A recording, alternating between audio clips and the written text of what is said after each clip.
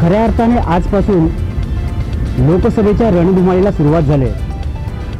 आज आपण एक विशेष कार्यक्रम घेऊन आलोय. जनतेच्या मनात काय आहे, रत्नागिरी सिंधुदुर्ग लोकसभा मतदारसंघात नेमका उमेदवार कोण हवा आहे आणि या उमेदवाराबद्दल जनतेच्या मनात काय भावना आहेत हे आपण थेट जनतेतून जाणून घेणार आहोत.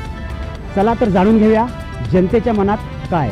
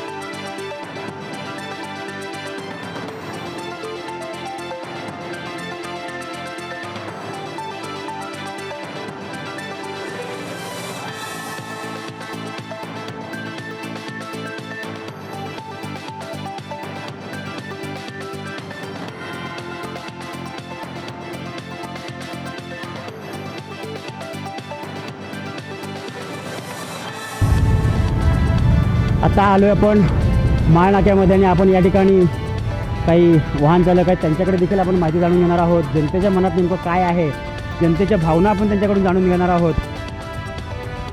दादा नमस्कार. निवडणूक आली, किती निवडणूक आहे आपली? तिसरी सात मेला आहे. आपल्याकडे लोकसभेची रणधुमाळी सुरू झाली. काय आपली भावना आहे, कसं आहे, आपल्या मनातला उमेदवार कोण आहे, कोण आपल्याला काय वाटतं उमेदवाराबद्दल? मनातला उमेदवार आता सांगू शकत नाही मी ओपनवरती. अच्छा हां, परंतु काय भावना काय तुमच्या? मतदान करणार की नाही यावेळी? करणार होतं, 100% करणार. अच्छा, आता नारायण राणेंचं नाव पुढे येते, विनायक राऊत आहेत उमेदवार म्हणून, किरण सामंतांचं नाव पुढे येते. काय वाटतं आपल्याला याच्यामध्ये? चांगले उमेदवार आहे, तिन्ही उमेदवार चांगले आहेत. तिन्ही उमेदवारांमध्ये ठसन होऊ शकते का? होऊ शकते.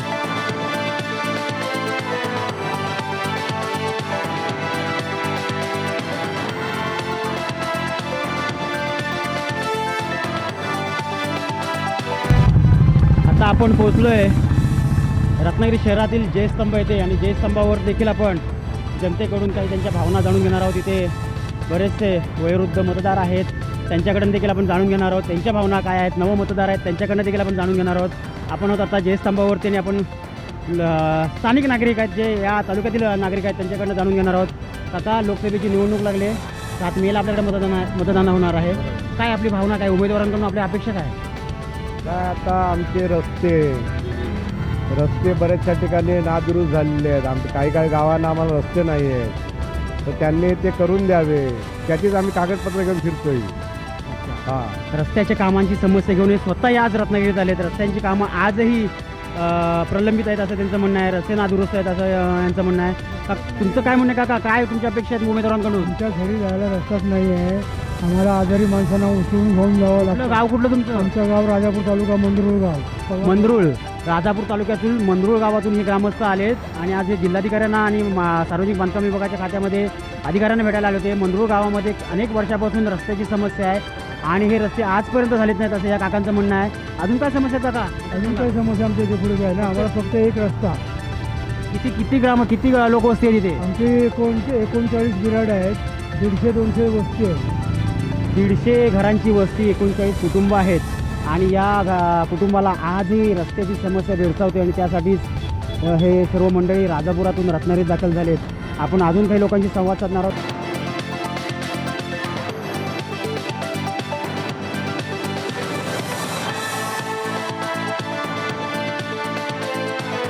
आता आपण आलो आहे रत्नागिरीच्या सिटी बस स्थानकात आणि आपण इथे काही प्रवासी आहेत, स्थानिक प्रवासी आहेत, मतदार आहेत, त्यांच्याकडनं आपण जाणून घेऊया की त्यांच्या या लोकसभा निवडणुकीबद्दल काय अपेक्षा आहेत, उमेदवारांबद्दल काय अपेक्षा आहेत, त्यांच्या मनातून जाणून घेऊया.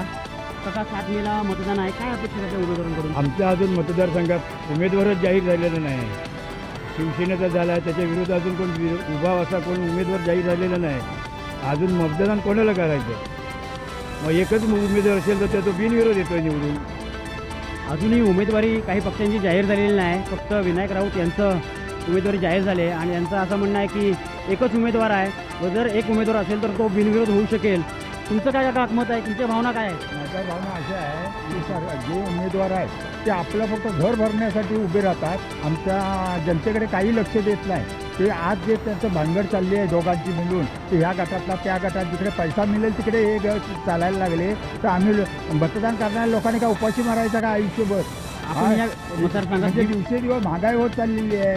हां, बरोबर आहे. बरोबर आहे. हां, नाही हे लोक आपलं घर भरण्यासाठी 2-2, 4-4 घरातले एक उमेदवार उभे करतात आहे. पण ते स्वतःच्या घरातलं पोट भरण्यासाठी बायका पोरांचा स्वतःच्या जनतेकडे काही लक्ष देत नाही. मोठ्या प्रमाणात नाराजी या ठिकाणी मतदारांमध्ये आपल्याला पाहायला मिळते. आपण अजून काही लोकांशी संवाद साधणार आहोत. त्यांच्या भावना काय आहेत, त्यांच्या मनात उमेदवारांबद्दल काय मत आहे हे देखील जाणून घेणार आहोत.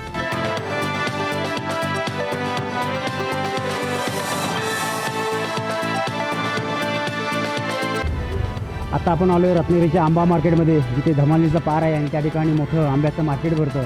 तिथे स्थानिक व्यावसायिक आहेत, स्थानिक विक्रेते आहेत, आंबा विक्रेते. आपण त्यांच्याकडनं जाणून घेऊया त्यांच्या भावना काय आहेत, त्यांना आजपर्यंत या शासनाच्या योजनांचा किती लाभ झाला आहे, त्यांच्या मनात या निवडणुकीबद्दल आणि उमेदवारांबद्दल काय भावना आहेत हे देखील आपण जाणून घेऊया. ताई नमस्कार. 7 मेला निवडणूक आहेत लोकसभेच्या, काय आपल्या भावना आहेत आणि आपण एकंदरीत शासनाच्या योजना होत्या त्या आपल्यापर्यंत पोहोचल्या का? योजना आमच्यापर्यंत पोचतच नाही.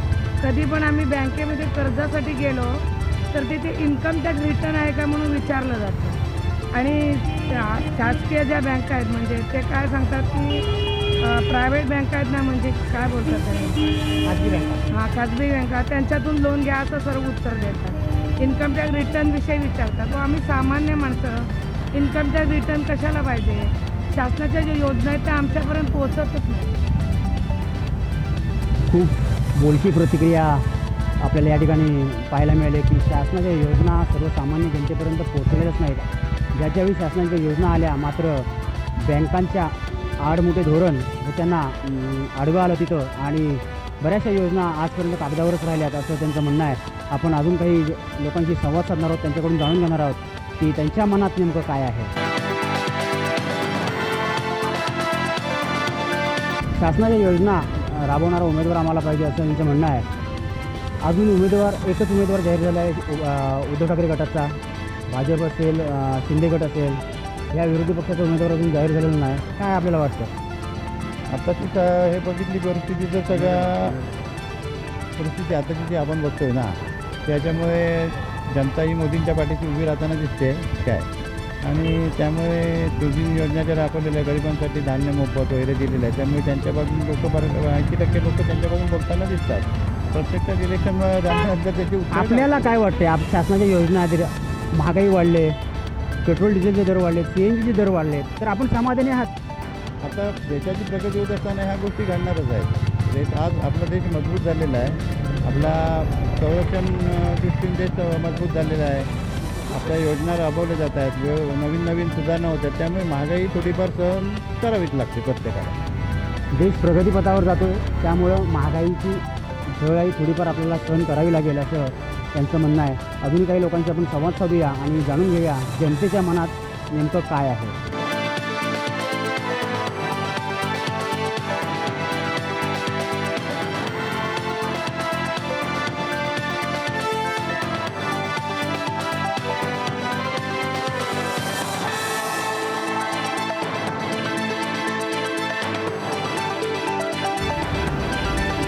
आता आपण आलो आहे रत्नागिरीतील हेड पोस्ट ऑफिससमोर. या ठिकाणी आपल्यासोबत काही व्यावसायिक आहेत, त्यांच्याशी आपण संवाद साधणार आहोत. त्यांच्या मनात नेमक्या लोकसभा निवडणुकीबाबत काय भावना आहेत, उमेदवारांबाबत काय भावना आहेत ते आपण जाणून घेण्याचा प्रयत्न करतो आहे. नमस्कार. 7 मेला लोकसभेच्या निवडणुका आहेत, आपल्याला माहिती आहे. आपण मतदान करणार आहोत सर्वजण. परंतु तत्पूर्वी आपल्या काय भावना आहेत, उमेदवारांकडून काय भावना आहेत, अपेक्षा आहेत, काय व्हायला पाहिजे, काय बदल अपेक्षित आहेत आपल्याला?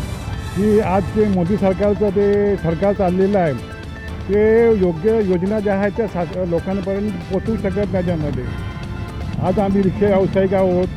आमच्या भरपूर योजना अशा म्हणजे समस्या प्रलंबित आहेत. परंतु माझी भावी खासदार असलेले ह्या रिक्षावाल्यांच्या केव्हाही आमच्याकडे विचारपूस त्यांनी केलेली नाही. परंतु आम्हाला असं वाटतं की आज रिक्षावाल्यांच्या असतील, अनेक समस्या हातावरती पोट भरणारे व्यावसायिक असतील, ह्यांच्या समस्या सुटण्यासाठी आज चांगला उमेदवार रत्नागिरी लोकसभेचा उमेदवार पाहिजे असं आमचं मत त्याच्यामध्ये आहे. आणि ज्या सुविधा आहेत त्या लोकांपर्यंत खालीपर्यंत लोकांपर्यंत पोचल्या पाहिजे.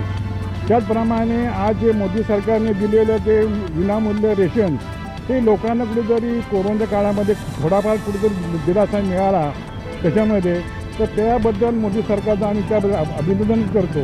परंतु काही समस्या अजून प्रलंबित आहेत त्या लवकर सुटल्या पाहिजे एवढी आमची अपेक्षा आहे. अजूनही जनतेपर्यंत शासनाच्या योजना तळागाळात पोहोचल्या पाहिजेत असं या रिक्षा व्यावसायिकांचं म्हणणं आहे. आपण जाणून घेतल्या जनतेच्या मनात काय आहे, त्या लोकसभा निवडणुकीत जनता नेमकं काय ठरवणार आहे, जनतेच्या मनात काय आहे हे जाणून घेण्याचा प्रयत्न केला. आणि 7 मेला जनता नेमका कौल कोणाला देणार आहे हे लवकरच पाहायला मिळणार आहे. कॅमेरामन दीपक मोहितेसह प्रशांत पवार, टाइम्स डिजिटल, रत्नागिरी.